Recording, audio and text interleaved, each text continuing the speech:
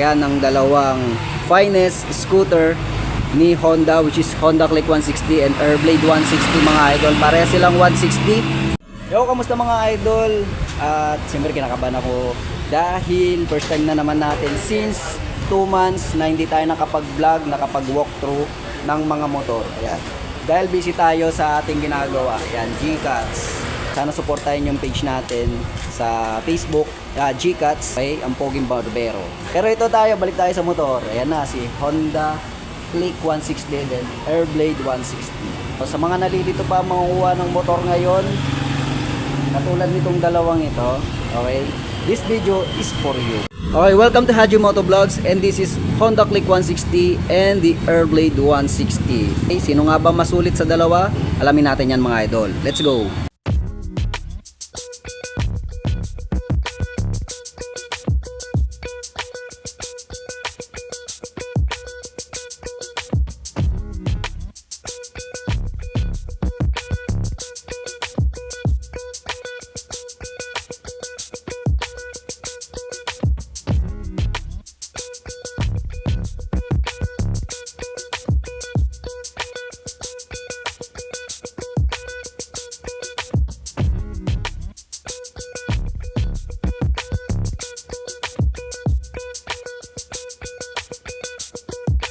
At ito na nga mga idol, yan ang dalawang finest scooter ni Honda, which is Honda Click 160 and Airblade 160 mga idol. Pareha silang 160 sa unahan mga idol. Ito mas very sharp po.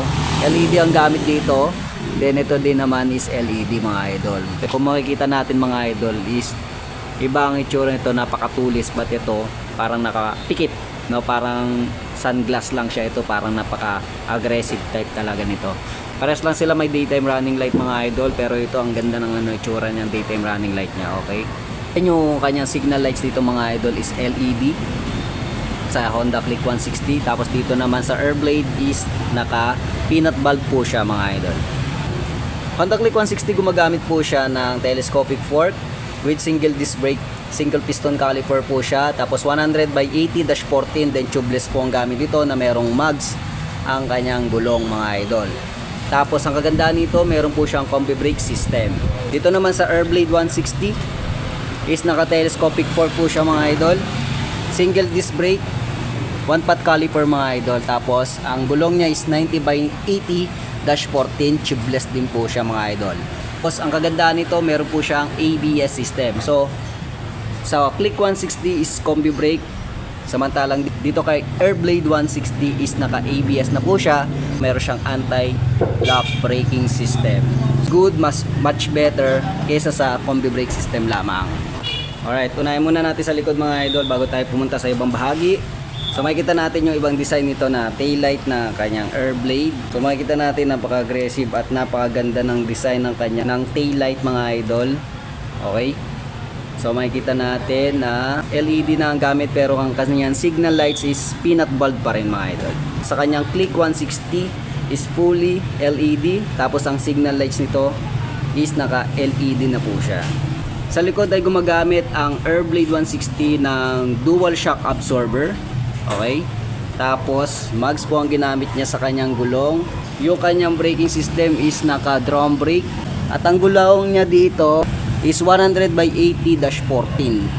Medyo malapad siya, pero compare natin dito kay Honda Click 160, yan mas malapad. Ang suspension nito ay single shock absorber. Then mags po ang ginamit dito. Drum brake po ang kanyang braking system sa likod, na may sukat na gulong na 120/70-14. Ayan ang napakalaki. Ito ang Click 160 mga idol. Yan, very passionate. Meron siyang two-tone color, silver and matte black. Tapos meron po siyang cover na plastic na napakalaki. Very solid ang ginamit niya rito. At ito naman kay Airblade, isa lang, para siyang merong tjuk! Yan. Isang color lang, which is yung matte black. High temp matte black siya. Tapos may cover din siya na plastic. Okay? Yan. Gumagamit po sila parehas ng liquid cooled para sa pagpapalamig ng makina. Ito yung sa Honda Click 160. Then ang kagandahan syempre dito sa dalawang ito, pareha silang equipped ng ESP Plus or Enhanced Smart Power Plus. Parehas sila. Sa kanilang case naman, makikita natin na wala po silang kickstarter parehas. Kasi gumagamit na po sila ng parehas silang gumagamit ng ACG, which is yung alternative current generator, na kung saan mas malakas na kuryente at sapat na kuryente ang dinudulot nito siyempre sa electrical supply nito. Okay? So no rin na kailangan ng kickstarter. But then parehas din sila, mayroon siyang side stand kill switch. Okay? Hindi sila yan. Parehas lang sila meron yan. Okay, sa top naman mga idol, unahin natin dito sa kanyang panel. Ayan, parehas silang digital. Ito ang Airblade 160 and ito naman ang Honda Click 160 yung panel niya. Dalawang selector. Yan. Nasa inyo na yan kung anong gusto nyong itsura, pero mas prepared ko yung ganitong itsura sa kanya. Nakikita ko yung mga indicator. Pero nakikita ko rin naman dito. Pero mas good naman ito. Sa buttons naman mga idol and controls, unahin natin dito sa Airblade. Sa Airblade ay meron po siyang high and low, busina, then turn lights. Tapos sa kaliwa naman is meron po siyang idling stop system na button. So sa mga hindi nakakalam, ang idling stop system ay kusang mamamatay ang motor mo within 5 seconds pag nakahinto ka sa malalang traffic. Tapos bigay mo lang ang throttle mo, is gagana na. Mas mapapatipid niya ang pagkonsumo ng gasolina. Okay? Tapos meron po siyang electric starter. Sa controls naman mga idol, meron po siyang throttle control with brake lever sa unahan. Okay? Then hand grip naman dito sa kabila na merong brake lever sa likuran. Ito naman tayo sa Honda Click 160. Unahin natin sa button niya, high and low, busina, then turn lights. And then meron po siyang idling stop system din. And electric start button. Controls naman mga idol, Persian throttle control with brake lever sa unahan.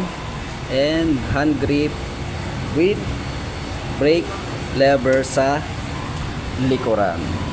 Okay, parehas nga pala silang merong tinatawag na park lock lever. Ito yun. So kagandahan lang ng Click mga idol, napakahaba ng ginamit niya ritong lever.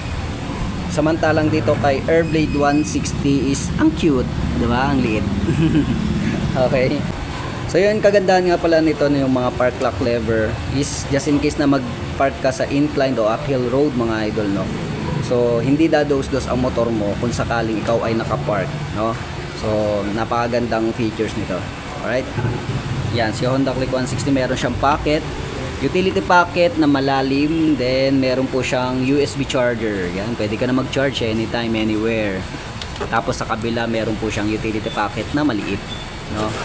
Pero ang laki pa rin. Compare natin dito kay Airblade 160 is wala po siya, no? Wala po siyang utility pocket. Ito, alam ko gas din. Pero ito wala siyang utility pocket. Meron lang siya dito yung pinaka igniter niya or startup engine.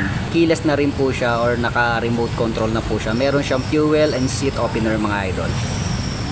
Samantalang dito kay Honda Click 160 meron din naman, no, keyless din siya. So walang problema. Then ang kagandahan naman kasi dito kay Airblade 160 is nandito na yung kanyang fuel refiller. Pindutin mo lang to, fuel. No? Fuel button niya, magbubukas lang yan. Okay? Pero dito kay Honda Click 160, makikita natin meron po siyang footboard. Ito meron lang siyang footboard rest, parang ganun. Kasi ito lang yun, flat siya eh. Pero hindi katulad nito malapad. Pwedeng lagyan ng gulay or ng excess baggage. Unlike dito, hindi siya pwede. Palang talaga. Tapos meron pa siyang utility hook si Honda Click 160. Dito wala. Okay? Wala rin dito. Okay, so upuan naman mga idol. Yan, napakaganda ng kanyang upuan dito sa Airblade.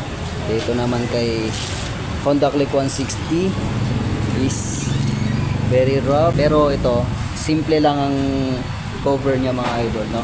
Tapos meron siyang cover na kalmot pusa traction. Ayan ang mga gusto ng mga pusa nito. Ito naman synthetic leather, makikita natin, no, itsura, oh. Parang napaka-premium talaga ng design niya talaga. Meron siyang two-tone na cover which is yung brown and yung black. Okay? Ayan, napakaganda, solid. So pili na lang kayo kung anong gusto nyo, kung anong mas sulit yan. Grab bar, halos wala namang nagkaiba sa materyales, pero yung design niya, ito meron siyang tinatawag na butas dito just in case na gusto mo siyang lagyan ng top box. So meron siya, ready na siya.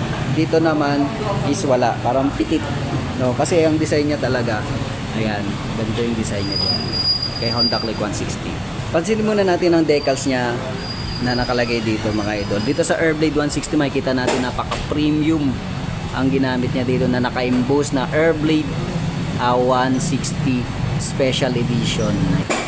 Siya, parang siyang bronze no? Sa kabila, ganun din. Tapos meron din dito, ayan, ganda solid AB Airblade. Ito naman sa Honda Click 160, ang decals niya dito is sticker. Ayan, sticker lang po siya, mga idol, pero solid din naman ang design niya. Napaka-boldy and sophisticated ang design niya. Napaka-sporty. Sa kabila is ganun din. Tapos sa harapan, ganun din. Okay, dito na tayo sa underseat compartment. Ayan, ang underseat compartment. So alam ko na kung bakit nasa labas yung fuel refiller niya. Kasi dito niya talaga nilagay sa kanyang underseat compartment itong Airblade 160. Ayan, napakalaki, sobrang solid. Halos lahat, sakop ng upuan, mga idol. Meron pa siyang compartment na nakaiwalay dyan. Okay? Kung sakali dito yung hindi pwedeng mahaluan ng lansa, dito naman yung parang malansa, pwede, di ba? At least kasi meron siyang separation. Tapos ang kagandahan nito, andito pala yung USB charger niya. Yan, pwede ka na mag-charge anytime, anywhere. Pwede ka na mag-charge dito sa loob. Yun nga lang, di mo lang siya makita kung nagcha-charge ka, di ba? Tapos meron siyang ilaw dito. Automatic yan, pag binukas mo yung compartment, iilaw yan. Okay, dito naman tayo sa kanyang Honda Click 160. Sa tulad nga ng sinabi ko, nandito ang kanyang fuel refiller. Okay? Tapos, nandito po yung kanyang coolant refiller. So, di na sa ilalim. Dati sa ilalim yung Honda Click 150. So, dito nasa underseat compartment. Hindi ka nayuyuko. Para sa mga meron ng rayuma sa likod, okay na okay to. Underseat compartment na kung saan mas malaki rin, mga idol, no? Malawak din siya. Tapos, meron po siyang compartment dito ng tools. Dito, ayan. Ayan.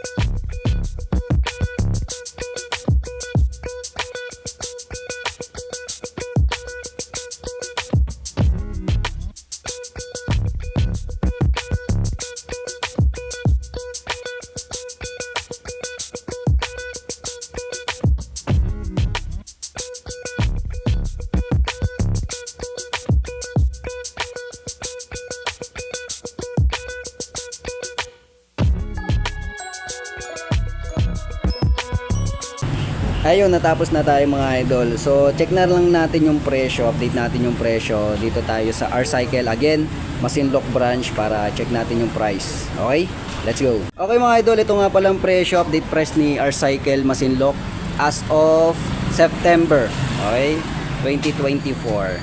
Si Click 160. Okay, combi brake system pa lang siya. Then, okay, ang cash nito is 122,900. Ang installment naman nito is meron po siyang higher down payment na 34,525.